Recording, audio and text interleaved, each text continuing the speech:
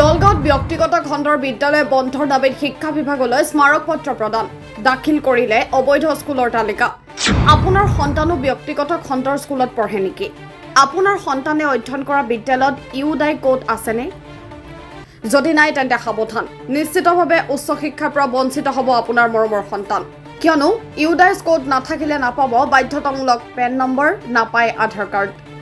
Offline সমান্তৰালভাৱে চৰকাৰী website UDISE শিক্ষা হেতু পৰ্টেলতো থাকিব লাগিব আপোনাৰ সন্তানৰ নাম।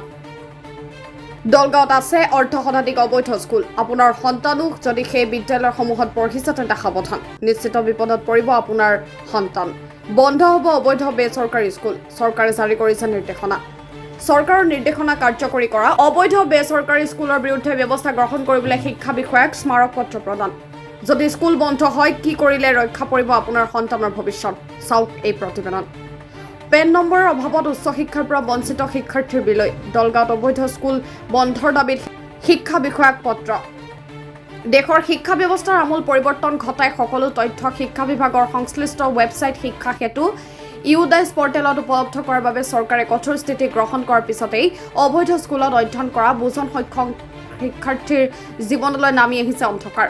পূৰ্বে অনলাইনৰ নামভৰ্তিৰ কোনো বাধ্যবাধকতা নাছিল যদিও সম্প্ৰতি অফলাইনৰ সমান্তৰালভাৱে অনলাইনযোগে শিক্ষাৰ্থীৰ নাম ভৰ্তি বাধ্যতামূলক কৰাত অবৈধভাৱে গঢ়ি উঠা অস্বীকৃতিপ্ৰাপ্ত বেচৰকাৰী স্কুলত অধ্যয়ন কৰা শিক্ষাৰ্থীসকল বিপাঙত পৰিছে। শিক্ষা বিভাগৰ প্ৰয়োজনীয় অনুমতি, পঞ্জীয়ন ইউডাইছ কোড নথকা হেতুকে অবৈধভাৱে গঢ়ি উঠা বিদ্যালয়সমূহ ছাত্ৰ ছাত্ৰীক পেন নম্বৰ দিব পৰা নাই, ফলত বাধ্যতামূলক আপাৰ আইডিৰ পৰা বঞ্চিত হ'বলগীয়া হৈছে।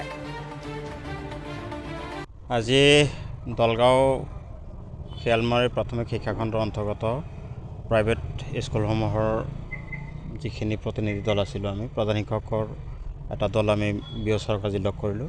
লগ কৰি পেলাই দলগাঁও শিক্ষাখণ্ডৰ অন্তৰ্গত যিখিনি প্ৰাইভেট স্কুল যিখিনি ইলিগেল হৈ আছে এইখিনিৰ বিৰুদ্ধে ব্যৱস্থা গ্ৰহণ কৰাৰ কাৰণে আমি এখন স্মাৰকপত্ৰ ছাৰক দাখিল কৰিছোঁ আৰু এখন তালিকা দিছোঁ য'ত 47 ইলিগেল স্কুল আছে।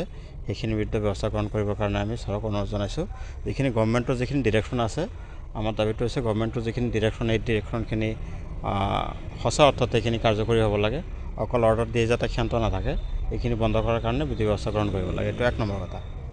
2 নম্বৰ কথাটো হৈছে কি, আপোনালোকে জানে যে বিভিন্ন ঠাইত চৰকাৰৰ যিটো নীতি নিয়ম বৰ্তমান চলিছে, পাণ দোকান এখন খুলিবলৈও চৰকাৰৰ পৰা পাৰ্মিশ্যন লগা হয়।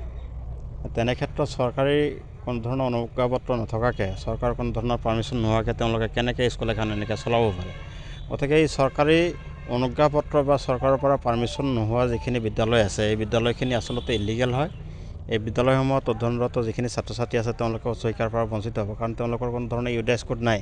আৰু ইউডাইছ কোড যদি নাথাকে তেতিয়াহ'লে সেই ছাত্ৰ ছাত্ৰীখিনি পেন নম্বৰ নাপায়, আৰু পেন নম্বৰ নাথাকিলে আপাৰ কাৰ্ডটো নহয়, আৰু আপাৰ কাৰ্ড যদি নহয় তেতিয়াহ'লে তেওঁলোকে উচ্চ শিক্ষাৰ পৰা বঞ্চিত হ'ব। ধৰি লওক আপুনি ক্লাছ 5 পাছ কৰি কোনোবা এজন ল'ৰা ছোৱালী বেলেগ এখন বিদ্যালয়লৈ গৈছে।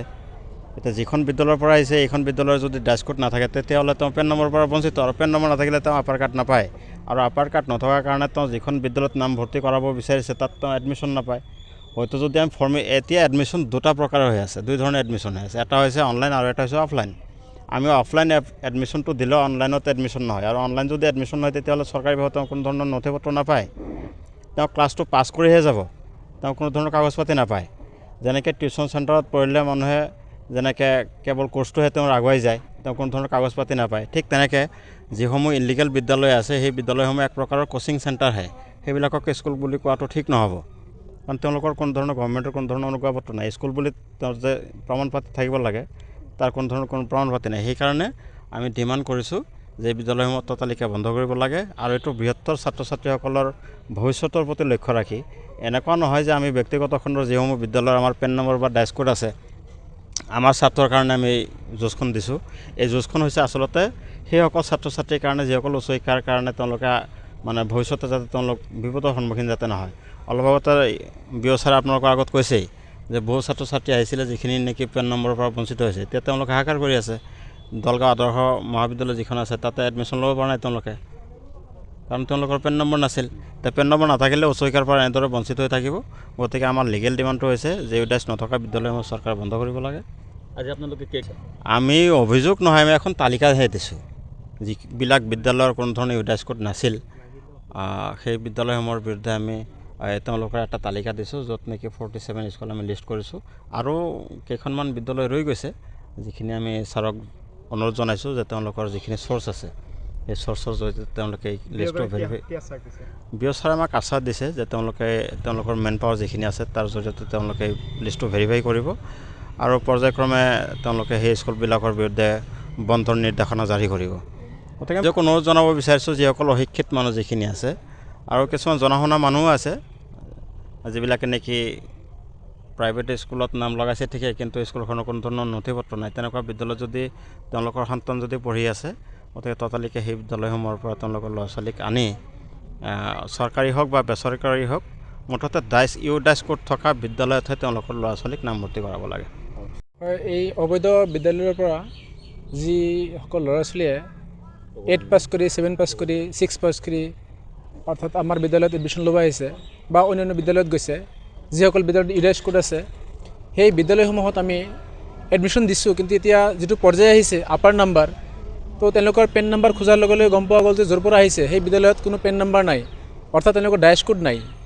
এতিয়া এই ছাত্ৰ ছাত্ৰীসকলৰ আমি আপাৰ দিব পৰা নাই, পেন নাম্বাৰ দিব পৰা নাই, কাৰণ যিসকল বিদ্যালয়ৰ পৰা পাছ কৰি আহিছে তাতে তেওঁলোকৰ এই প্ৰচিডিউৰখিনি নাছিল।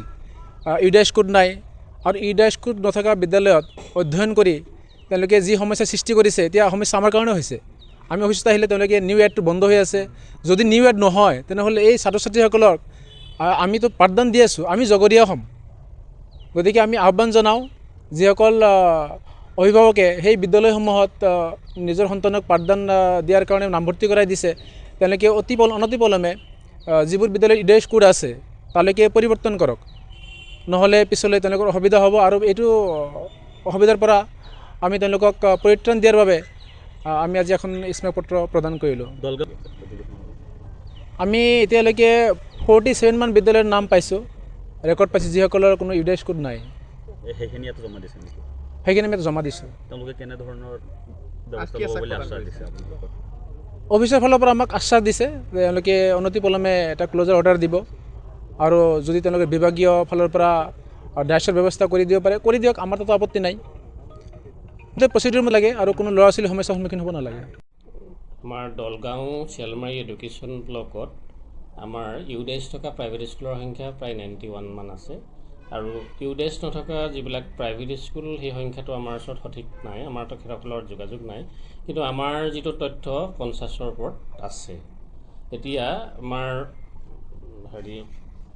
DC ছাৰৰ এটা অৰ্ডাৰ আছিল আৰু ছেকেণ্ডেৰী এডুকেশ্যন ডাইৰেক্টৰ এটা অৰ্ডাৰ আছিলে। সেই অৰ্ডাৰটোৰ ওপৰত বেছ কৰি আমি কেইখনমান স্কুলৰ অলৰেডি ক্ল'জাৰৰ আমি অৰ্ডাৰটো দিছোঁ, আৰু বাকীসকলকো আমাৰ CRC জৰিয়তে আমি ক্ল'জাৰৰ এইটো অৰ্ডাৰটো দিয়া হ'ব। আৰু পৰৱৰ্তী পৰ্যায়ত যি আহে আমি ডিপাৰ্টমেণ্টৰ সহযোগত কামখিনি কৰিম। আৰু এই ক্ষেত্ৰত প্ৰধানকৈ আমাৰ যি পাব্লিক এৱাৰনেছটো দৰকাৰ, যে যিবিলাকৰ ইউডাইচ নাই তেওঁলোকৰ পেন নাম্বাৰ নাথাকিলে ভৱিষ্যতে শিক্ষাৰ পৰা বঞ্চিত হ'ব। ইতিমধ্যে চিলবৰী অঞ্চলৰ পৰা 2জনমান ষ্টুডেণ্ট আহিছিলে, তেওঁলোকক পেন নাম্বাৰ লাগে বুলি আমাক অনুৰোধ কৰিছিলে। মই তেতিয়া সুধিলোঁ তোমালোক ক'ত পঢ়া, তেতিয়া কৈছে প্ৰাইভেট স্কুলত পঢ়োঁ। প্ৰাইভেট স্কুললৈ পেন নাম্বাৰটো নিজে দিব, আমাৰ অফিচে নিদিয়ে। তেওঁলোক দীনদয়াল মহাবিদ্যালয়ত এডমিশ্যনৰ পৰা বঞ্চিত হৈ আছে। গতিকে এই বিষয়টো যদি আমাৰ জনসাধাৰণৰ মাজলৈ লৈ যোৱা হয়, পাব্লিক যদি আমাৰ এৱাৰনেছ কৰি সচেতন কৰা হয়, তেতিয়া মই ভাবোঁ যে প্ৰাইভেট স্কুলত যিবিলাক আমাৰ ইউডাইচ নাই, নাম্বাৰ নাই, তেওঁলোক নিজে নিজে বন্ধ হৈ যাব। গতিকে জনসাধাৰণৰ যিটো আমাৰ সচেতনতা বা সহায় সহযোগ, সেইটো আমাৰ সদায় কাম্য। তেওঁলোকৰ সহায়তহে আমি এইটো পদক্ষেপটো ল'ব পৰা যাব। আমি চাই আছোঁ তেওঁলোকে কি কৰে। পৰৱৰ্তী পৰ্যায়ত আমি এই বিষয়ে ডিপাৰ্টমেণ্টৰ লগত যোগাযোগ কৰিম। আমি আমাৰ পৰ্যায়ত নিৰীক্ষণত আছে। মানে ডিপাৰ্টমেণ্টৰ যি স্থিতি আমাৰ সেইটো স্থিতি, মোৰ নিজাকৈ নাথাকে। এই যিখিনি 47 আমি চাই ল'ম, আমাৰ যিটো CRCC গ্ৰুপ আছে, একাউণ্টেণ্ট গ্ৰুপ আছে, আমি এই গ্ৰুপটোত আমি এৰি দিম। এই স্কুলবিলাকক যদি প্ৰকৃততে চলি আছে ইউডাইচ নহয়, তেতিয়াহ'লে আমাৰ ফালৰ পৰা ক্ল'জাৰ অৰ্ডাৰটো দি দিয়া হ'ব। আমি এইটো ডিপাৰ্টমেণ্টৰ আমি বিভাগীয় ঊৰ্ধ্বতম কৰ্তৃপক্ষক আমি অৱগত কৰিম। তেওঁলোকৰ নিৰ্দেশলৈ আমি বাট চাম। পাৰি, তেওঁলোকৰ যিহেতু পেন নাম্বাৰ নাপায়, ভৱিষ্যতৰ যিটো ধৰক তেওঁলোকে হায়াৰ এডুকেশ্যন বা অন্যান্য ক্ষেত্ৰত পেন নাম্বাৰ নহ'লেতো তেওঁলোকে আগবাঢ়িব নোৱাৰে। গতিকে এই ক্ষেত্ৰত মই বাৰম্বাৰ কওঁ যে পেন নাম্বাৰ নাথাকিলে নহ'ব। গতিকে তেওঁলোকে সঠিক বিদ্যালয়তহে যাতে এডমিশ্যনটো লয়। ৰাইজক উদ্দেশ্যে কওঁ, জনসাধাৰণ উদ্দেশ্যে কওঁ, আপোনালোকৰ ল'ৰা ছোৱালীটো ক'ত পঢ়িছে সেইটো আগতে জানি লওক, ক'ত এডমিশ্যন দিব, কি কথা। গতিকে পেন নাম্বাৰ দিব নোৱাৰে স্কুলত যাতে তেওঁলোকৰ ল'ৰা ছোৱালীখিনি নামভৰ্তি নকৰে।